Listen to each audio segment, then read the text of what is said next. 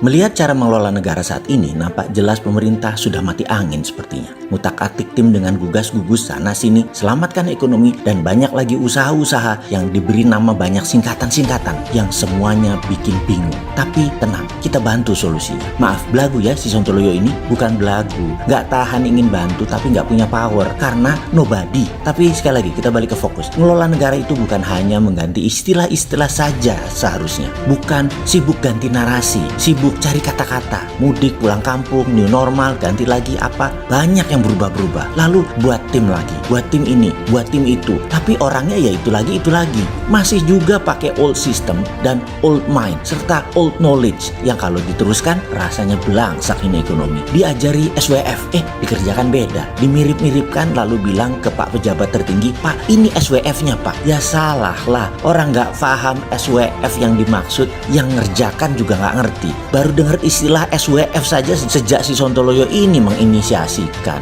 Lalu printing money, ala-ala old system juga. Ya namanya juga ilmu old mind, dikasih tahu tetap saja pakai cara lama. Biar terlihat kerja, paling banter ya gonta-ganti tim. Tapi orangnya lu lagi. Hasilnya sama dengan apa yang diperbuat kemarin-kemarin. Arahnya turun. Oke, maaf ya, ini terkesan provokasi ya. Nyinyir, sebel ya dinyinyirin. Sebel ternyata prediksi nyinyiran sering bener. Lalu solusinya bagaimana? Oke, kita lanjut ya. Bagaimana kalau kita beri ilustrasi sederhana agar mudah membandingkannya? Andai saya ini Raja Jogja. Oke, sekali lagi ya.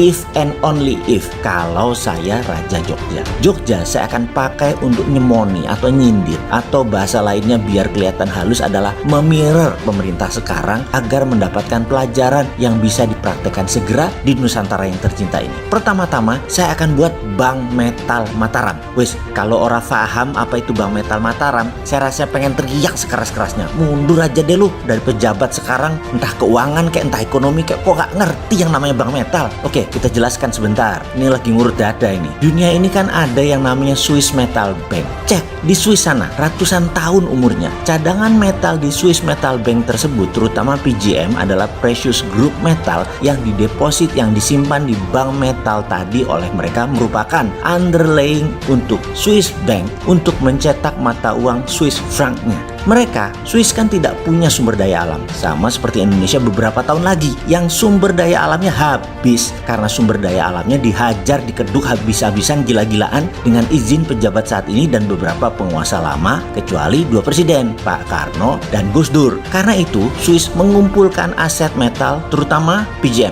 Precious Group Metal. Oke, sebentar, saya tarik nafas dulu. Makanya saya muangkel banget ketika sumber daya alam kita punya banyak, tetapi ngutang dan cari investor asing untuk membangun bangsa dan negaranya. Oke, lupa saya. Pejabatnya banyak yang masih pakai old system, tidak bakal mau pakai new system. Selain nanti kelihatan gobloknya, juga kelihatan ketahuan selama ini dalam tanda petik nakalnya. Oke, lanjut, silahkan. Sakwarekmu. Jadi, sebagai Raja Jogja, metal PGM milik Jogja dibuatkan Bank Metal Mataram. Dan saya tahu di kalimat ini banyak yang underestimate Jogja, dianggap Jogja itu miskin dan tidak punya metal berharga. Oke, silahkan berpendapat seperti itu. Belum lagi 43 kesultanan di Indonesia lainnya, termasuk Kesultanan Siak, Anda bilang miskin juga. Oke, silahkan bilang kesultanan yang lebih tua dari usia Indonesia itu miskin semua. Monggo, silahkan balik ke Bank Metal. Ingat ya, ini bukan bank dalam tanda petik di bawah BI ya. Pasti ada yang ngotot, nggak boleh pakai istilah bank. Oke, saya pasti akan jawab. Ini Jogja bung, berdaulat sejak sebelum Indonesia merdeka. Jangan ngajarin Jogja bernegara. Kontribusi Jogja besar,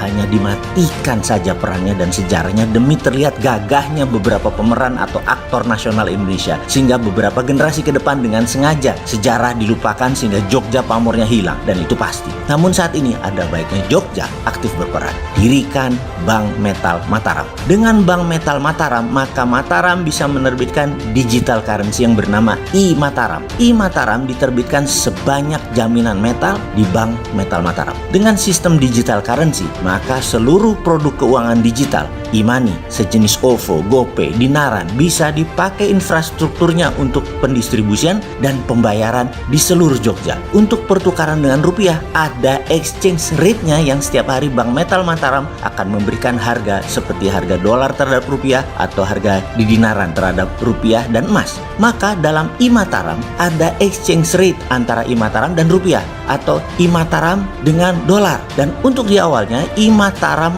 harganya agar sederhana dan mudah, satu I-Mataram adalah senilai Rp1.